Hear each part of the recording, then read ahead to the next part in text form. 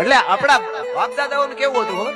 7-8 વીઘા જમીન હોય ને, 7-8 વીઘા જમીન, અને દીકરાના લગ્ન આવવાના હોય ને, કોક એક તમારા દીકરાના લગ્ન આવ્યા નહીં તો અરે મારો બાપની મોજ ના તોરા. જો વેવાય બહુ સારા માણસ એ લગ્ન મોકલી દીધા, દીકરાના લગ્ન આવ્યા અને 7-8 વીઘા જમીન છે, થોડોક મોલે બહુ સારો થયો, અરે 2 ગાવડિયું દૂધણી છે, 1 ભે છે, અરે દયા દયા માં લીંબોચની એવી દયા થઈ ગઈ મારે તો બસ દીકરાના લગ્ન.